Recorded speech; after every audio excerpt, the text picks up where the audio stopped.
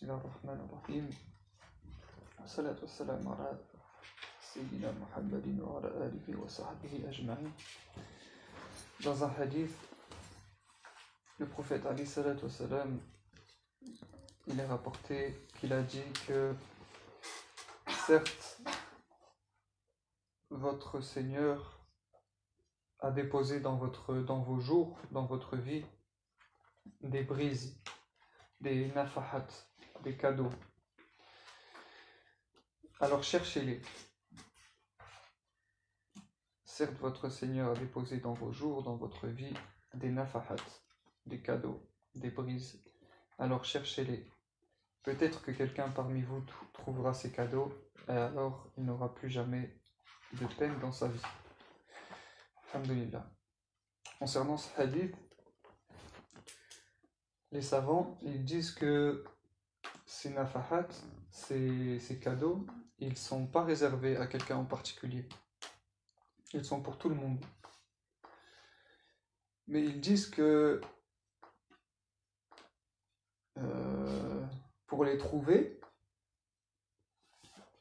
connaître la voie pour les trouver, connaître le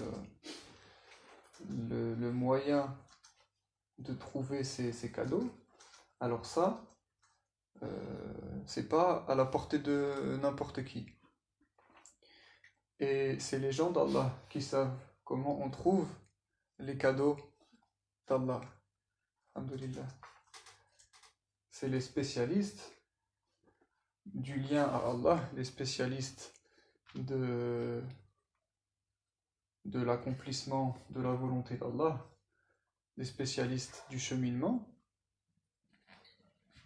qui savent comment on fait pour trouver les cadeaux d'Allah. Quelqu'un qui est insouciant complètement de Dieu, ça va être difficile pour lui de ramasser les trésors de Dieu.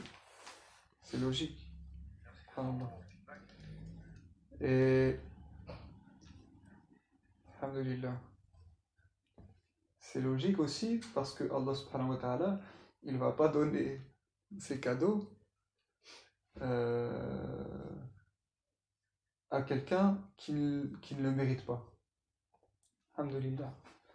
Comme nous, on ne mettrait pas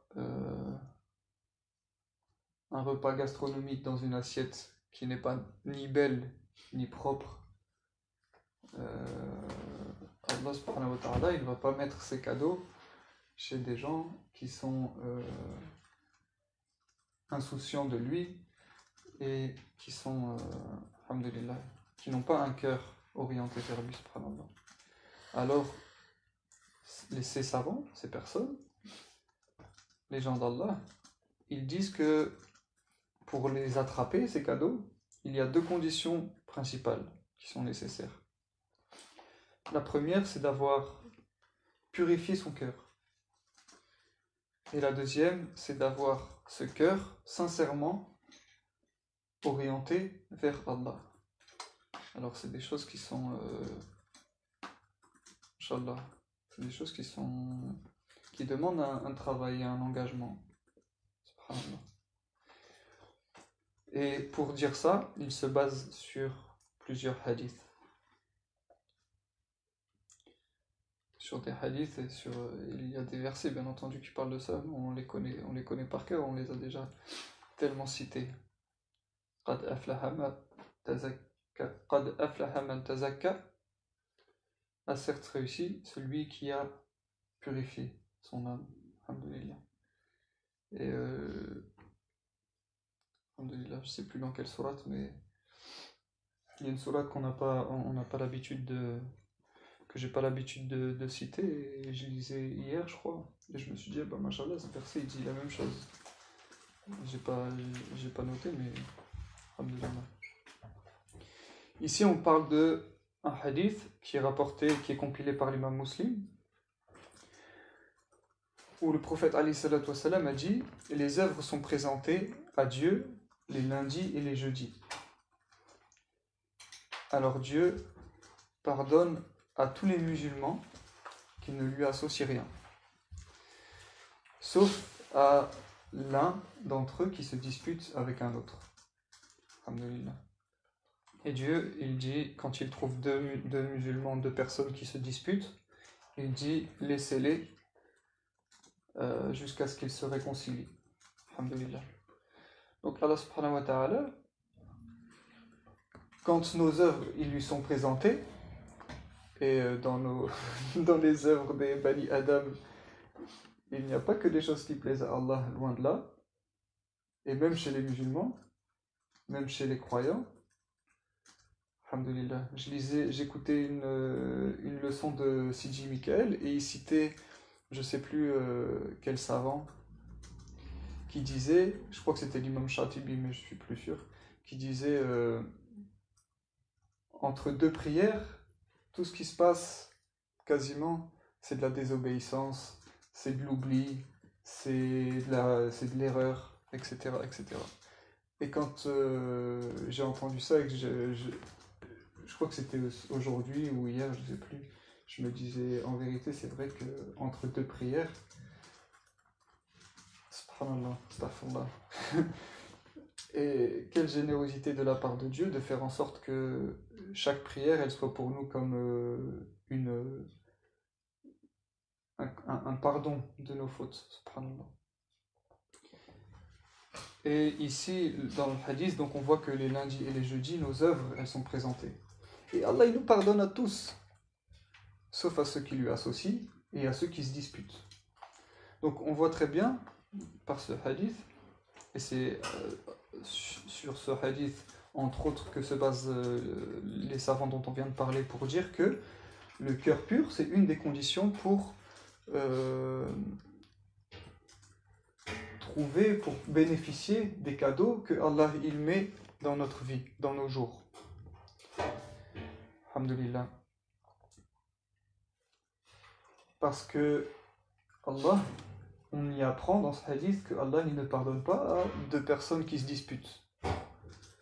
Deux personnes qui ont de la jalousie dans leur cœur, de la haine dans leur cœur, de la rancœur dans leur cœur. Subhanallah. Et dans un deuxième hadith, on trouve que le prophète alayhi salatu wassalam, on lui a demandé qui est le meilleur des gens.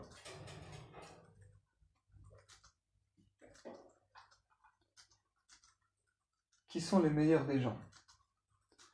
Et le prophète alayhi salatu wassalam, il a répondu Kullu mahmoum al-qalbi wa sidqi lisani.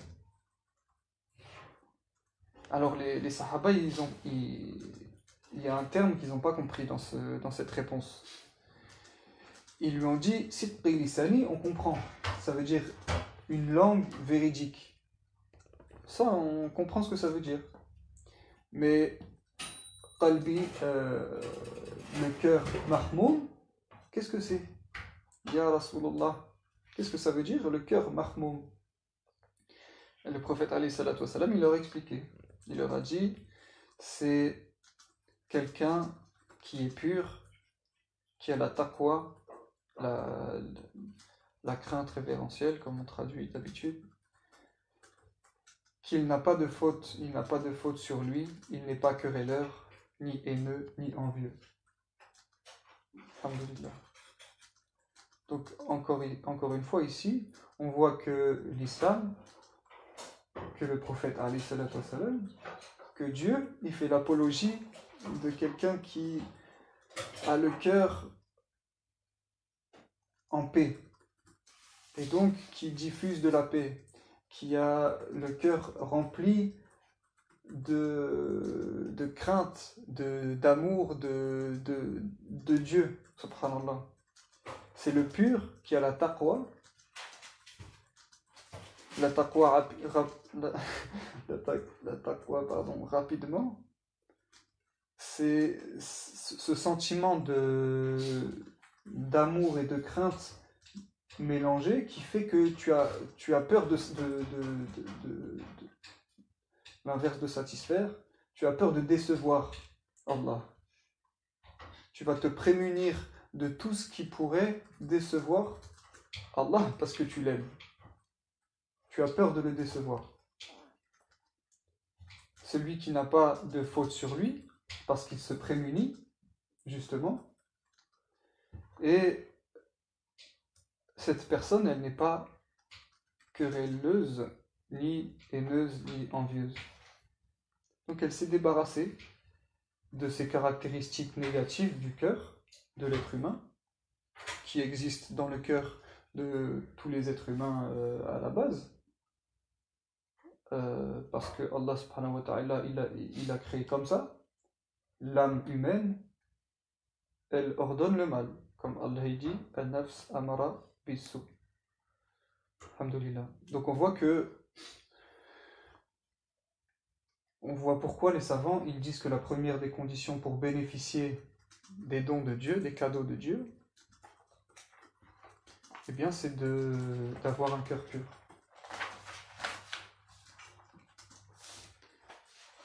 Alhamdulillah. Et comment on fait pour avoir un cœur pur?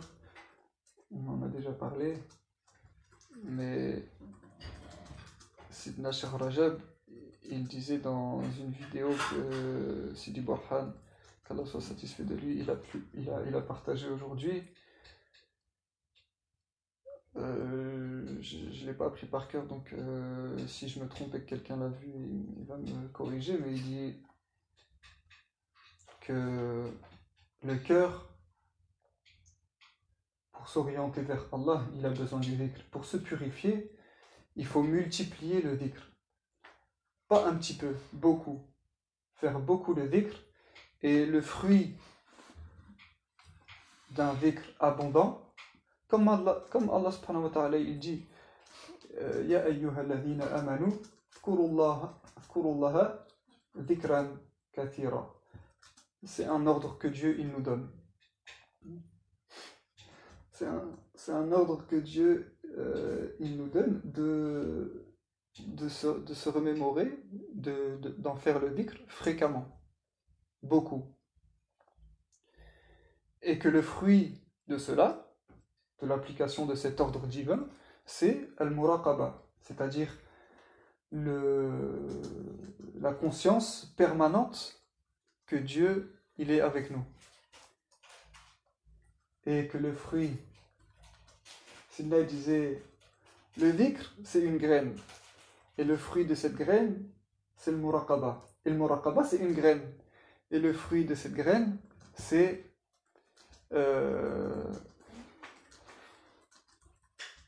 la crainte. Comment on dit? Non. Le khashia, c'est ça? Le khashia. Et le fruit de cette graine, de la muraqaba, c'est le khashia, la crainte d'Allah. Et celui qui craint Allah, et donc qui se prémunit de tout ce qui va déplaire à Dieu, forcément son cœur, il va s'emplir de tout ce qui plaît à Dieu, de tout ce qui ressemble au prophète alayhi salatu wassalam. Donc, alhamdulillah, son cœur il est pur. Donc le moyen de purifier son cœur, c'est le dhikr.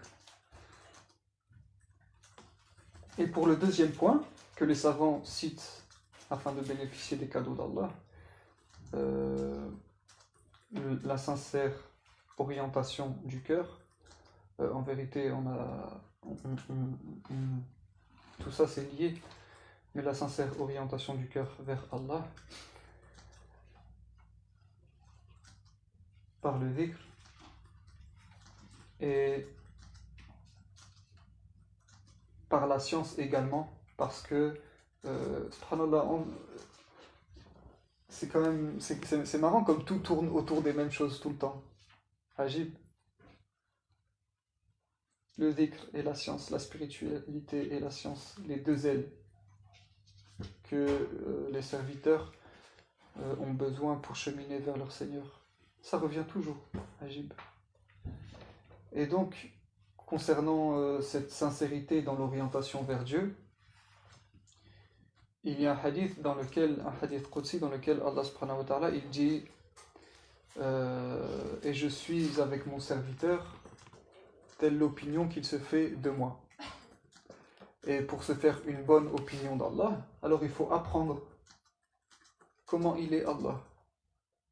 Il faut étudier la science qui nous apprend comment il est Allah, comment Allah il s'est décrit. Notre seul moyen de savoir comment il est Allah, c'est par l'étude de la science qui a pris dans les sources de l'islam tout ce que Allah il a dit à propos de lui et tout ce que le prophète Ali salatu wassalam a dit à propos d'Allah subhanahu wa ta'ala. Alhamdulillah. Donc, avoir la bonne présomption de Dieu pour que Allah il soit avec nous comme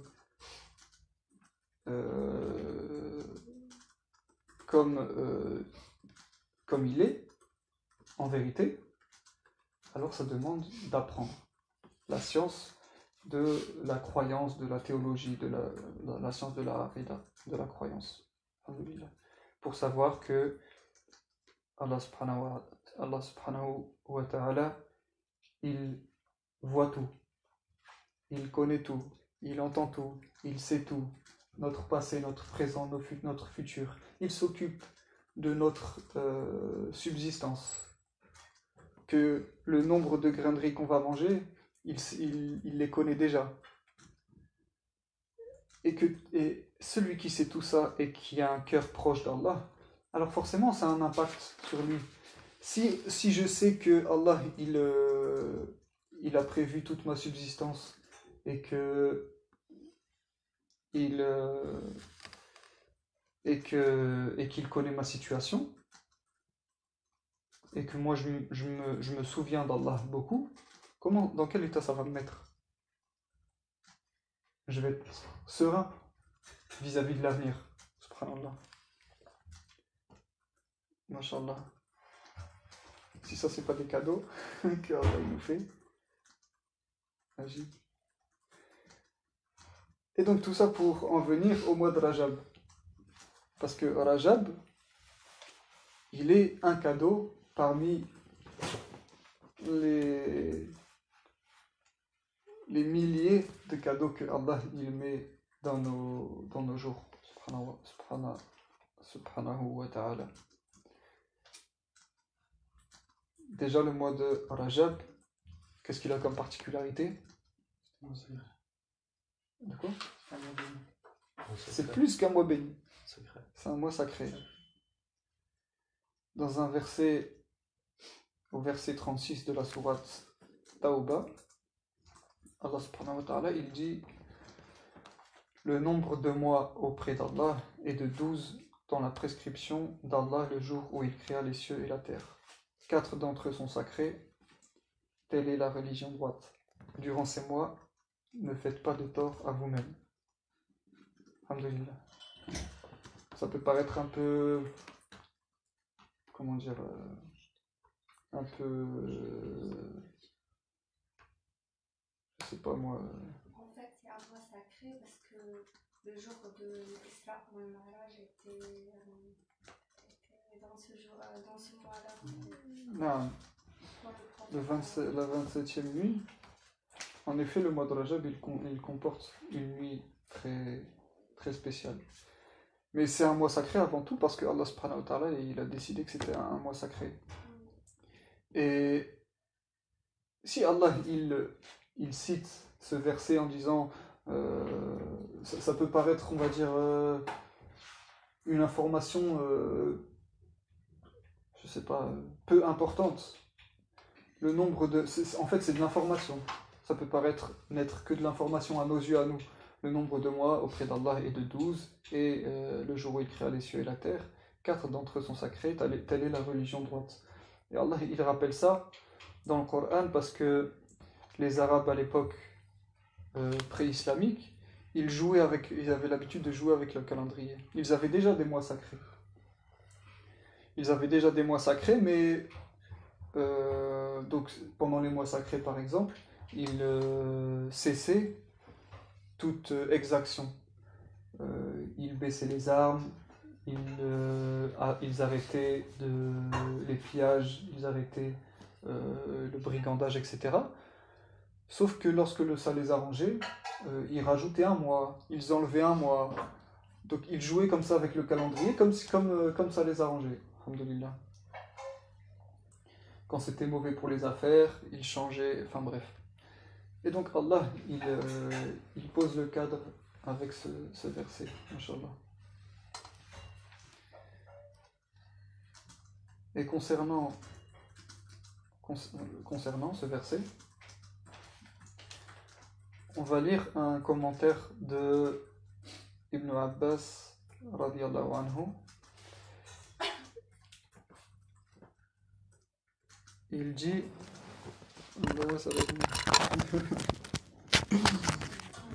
il dit Allahumma salli ala sayyidina Muhammad. Il dit Ibn Abbas qui est, rappelons-le, le ou l'exégète privilégié parmi les Sahaba du Coran. Il dit donc ne vous faites pas de mal durant tous les mois de l'année, parce que Allah subhanahu wa ta'ala il dit durant ces mois sacrés, ne vous faites pas de tort à vous-même. Mais Ibn Abbas il rappelle donc dans son commentaire du verset, ne vous faites pas de mal durant tous les mois de l'année. Puis Allah a choisi parmi tous ces mois 4 en les rendant sacrés. Et donc là il va nous apprendre quelles sont les caractéristiques des mois sacrés. Donc Allah a choisi parmi eux 4 mois en les rendant sacrés et en faisant l'apologie de cette sacralité dans le sens où celui qui commet un péché verra sa punition aggravée et celui qui accomplit une bonne action verra sa récompense multipliée. Alhamdulillah. Alors que d'habitude, comment ça se passe? D'habitude, une mauvaise action accomplie, elle vaut une mauvaise action. Alors qu'une bonne action accomplie, elle vaut au minimum 10 bonnes actions. Alhamdulillah. Ici, quelqu'un qui fait une bonne action pendant un mois sacré, sa récompense, elle est encore plus multipliée que multipliée par 10. Mais par contre, la mauvaise action, elle est également, elle, multipliée. La conséquence de la mauvaise action sur notre livre. Et c'est en ça que Ibn Abbas il dit que Allah il y fait l'apologie de la sacralité. Ça veut dire qu'il faut vraiment prendre en compte que nos œuvres elles ont encore plus de poids pendant ces mois-là. Chaque sadaqa, elle a plus de valeur. Chaque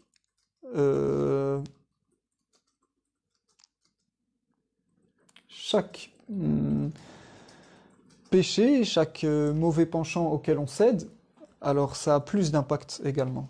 Donc ça c'est pour nous, alhamdoulilah, pour nous aider à nous réformer en vérité. Alhamdulillah. Allah wa Rab, il met en place des choses dans notre vie pour nous éduquer. Il est notre éducateur, alhamdulillah.